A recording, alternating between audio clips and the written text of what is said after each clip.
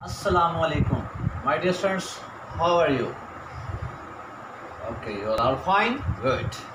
My dear students, today we'll study a small topic, chemistry 9th class, chapter number 4, lesson number 31, and today our topic is chemical bond. My dear students, आइए अब chemical bond की सबसे पहले definition करते हैं. Chemical bond क्या होता है? Chemical bond is defined as the force of attractions between the atoms that holds them together in a substance. Chemical bond एक ऐसी फोर्स ऑफ अट्रैक्शन होती है जो एटम्स के दरमियान पाई जाती है और एटम्स को क्या करती है कि एक सब्सटेंस में इकट्ठा रखती है. एटम्स के अंदर एटम्स को जोड़ने वाली फोर्स का नाम क्या होता है? Chemical bond. अब ये भी कह सकते हैं जी बॉन्ड फॉर्मेशन क्या है?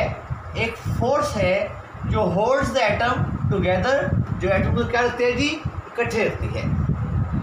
माय डियर स्टूडेंट्स, हमने ये डेफिनेशन आपको लास्ट टाइम बहुत डिटेल के साथ पढ़ाई थी, ऑक्टेट रूल और डुप्लेट रूल. तो केमिकल बॉन्ड फॉर्मेशन में असल में हर एटम ये चाहता है कि या तो वो ऑक्टेट रूल को फॉलो कर ले या डुप्लेट रूल को फॉलो कर ले. तो सबसे पहले आप डेफिनेशन लिखेंगे, उसके बाद आप एक सेंटेंस लिखने के बाद डुप्लेट ऑक्टेट रूल और डुप्लेट रूल की डेफिनेशन लिख देंगे जो आपने लास्ट लेसन के अंदर रिवाइज की थी, रीड की थी, समझी थी, वही एज सच आप यहाँ पे रिवाइज कर देंगे, दोबारा लिख देंगे. ठीक है जी. Attaining of 8 electron in the outermost shell is called octet rule. Attaining of 2 electron in the outermost shell is called duplet rule. My dear students, either by sharing, by losing और by gaining electrons. ये हमने यहाँ पे दोनों points के अंदर ये बात कर ली थी. My dear students, atoms combine और रिएक्ट करते हैं क्यों? To gain the noble gas electronic configuration. ठीक है जी. ऑक्टेट रूल और डुप्लेट रूल सिग्निफाई करता है, सिंबलाइज करता है कि हर एटम चाहता है कि वो किसी न किसी तरीके से नोबल गैस के इलेक्ट्रॉनिक कन्फिगरेशन को हासिल कर ले.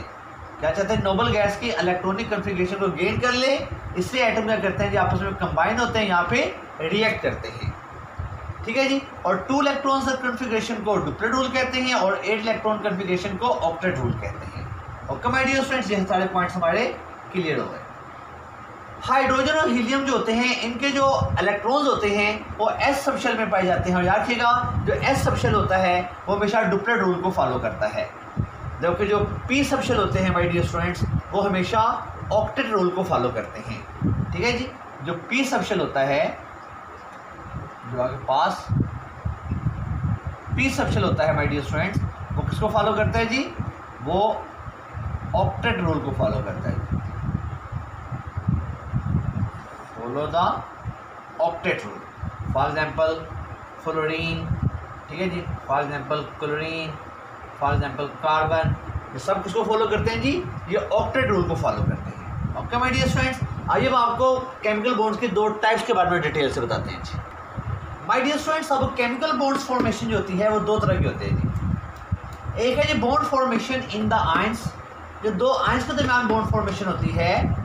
माय डियर स्टूडेंट, जो bond formation between the ions होती है, जैसे देखिए जी sodium ions and chloride ions. तो इन 2 आयंस के दरमियान जो फोर्स ऑफ अट्रैक्शन होती है उसे कहते हैं जी इलेक्ट्रोस्टैटिक फोर्स ऑफ अट्रैक्शन. और यहाँ बॉन्ड बनेगा जी NaCl और NaCl बॉन्ड को कहते हैं आयनिक बॉन्ड. एक तो chemical bond between the ions होते हैं जिसे कहते हैं जी आयनिक बॉन्ड. इनके दरमियान जो फोर्स ऑफ अट्रैक्शन होती है उसे कहते हैं इलेक्ट्रोस्टैटिक फोर्स ऑफ अट्रैक्शन. और एक माय डियर स्टूडेंट्स होते हैं कि bond formation in the same atoms. जैसे देखिए जी सेम एटम मिसाल लेते हैं H. देखिए जी एक इलेक्ट्रॉन इसका होगा और एक इलेक्ट्रॉन इसका होगा. ठीक है जी. तो बॉन्ड बन जाएगा जी H सिंगल बॉन्ड H, जिसको आप क्या कहते हैं जी H2 भी कहते हैं. ठीक है माय डियर स्टूडेंट्स. तो bond formation in the same atoms. तो ये जो सेम एटम में बॉन्ड फॉर्मेशन हो रही है माय डियर स्टूडेंट्स, यहाँ पे क्या हुई है? यहाँ पे शेयरिंग ऑफ इलेक्ट्रॉन्स हुई है. क्या हुई है? इलेक्ट्रॉन्स शेयर हो रहे हैं. और यहाँ पे जो शेयरिंग है वो म्यूचुअल शेयरिंग है. म्यूचुअल शेयरिंग का मतलब होता है कि एक इलेक्ट्रॉन इसका है और एक इलेक्ट्रॉन इसका है. दोनों का एक इलेक्ट्रॉन है जिससे सिंगल बॉन्ड बना है और सिंगल बॉन्ड को H2 भी कहते हैं. देखिए यहाँ पे लिखा है जी, मैंने H और H मिलकर इसको सिंपली H2 भी लिख सकते हैं जी. ये बॉन्ड कौन सा होगा जी? जो कोवलेंट बॉन्ड होगा जिसमें म्यूचुअल शेयरिंग होती है. ऐसे एक और एग्जाम्पल लेते हैं आपको जिसमें है कंपेरेबल इलेक्ट्रोनेगेटिविटी. कंपेरेबल इलेक्ट्रोनेगेटिविटी का मतलब होता है माय डियर स्टूडेंट्स कि देखिए हमारे पास ये एक H और Cl है. H और Cl के दरमियान जो बॉन्ड होगा ये भी म्यूचुअल शेयरिंग से होता है जी, H और Cl. माय डियर Cl के पास टोटल 7 इलेक्ट्रॉन होते हैं, 1 2 3 4 5 6 और 7, और हाइड्रोजन के पास 1 इलेक्ट्रॉन होता है। तो ये दोनों एटम की जो इलेक्ट्रॉन नेगेटिविटी वैल्यू है वो क्या है जी, वो कंपेरेबल है। कंपेरेबल होता है ना इनकी इलेक्ट्रॉन नेगेटिविटी वैल्यू बहुत ज़्यादा है, आपस में डिफरेंस बहुत ज़्यादा भी नहीं है और बहुत कम भी नहीं है। इनका जो डिफरेंस होता है इलेक्ट्रॉन नेगेटिविटी का वो लेस देन 1.7 होता है। तो माय डियर स्टूडेंट्स, अगर इलेक्ट्रॉन नेगेटिविटी का जो डिफरेंस है माय डियर स्टूडेंट्स अगर वो लेस देन 1.7 हो, जैसे कि हाइड्रोजन की इलेक्ट्रॉन नेगेटिविटी 2.2 होती है और क्लोरीन की इलेक्ट्रॉन नेगेटिविटी 3.2 होती है, तो इनका जो डिफरेंस निकल रहा है जी वो कितना निकलेगा माय डियर, वो 1 का निकलेगा।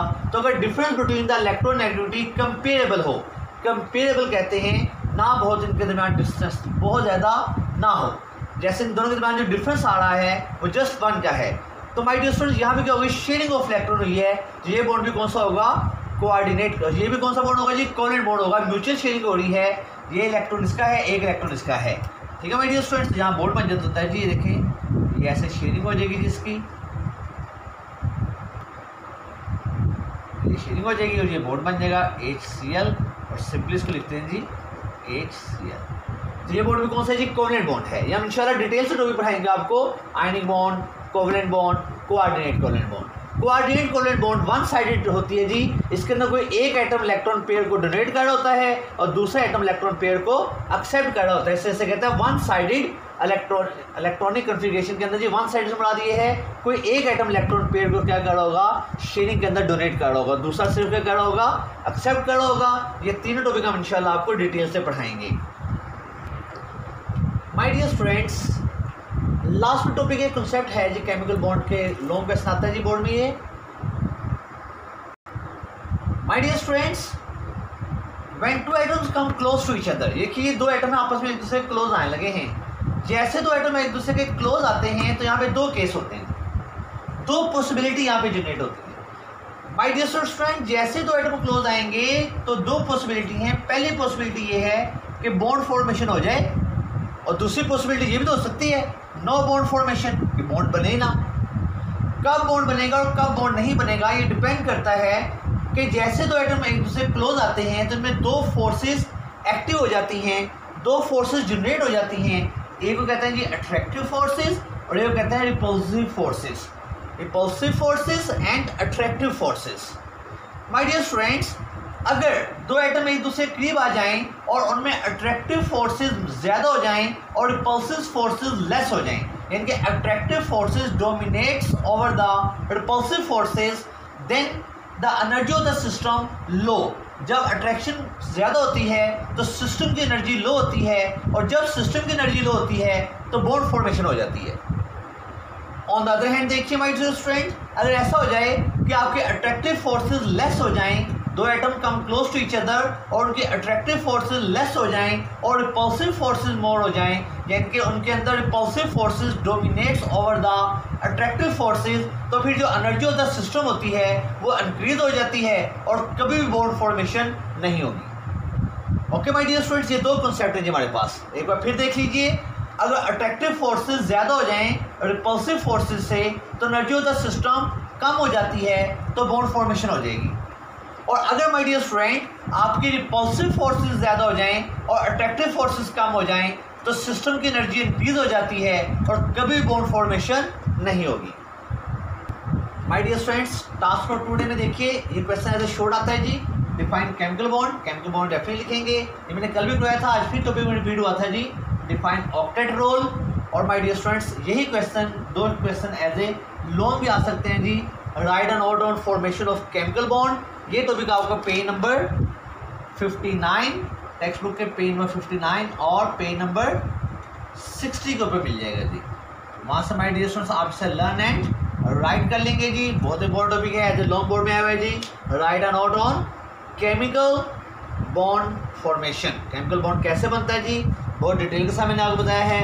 वैसे जी मैंने in the form of 1 2 3 4 passage को है जी, आप इसको 4 पैसेज के अंदर अच्छे तरीके से नीट एंड क्लीन तरीके से अटेम्प्ट करने की कोशिश करेंगे। माय डियर स्टूडेंट्स, आज का टॉपिक आपको समझ लग गया होगा, इजाज़त दीजिए, अस्सलामु अलैकुम।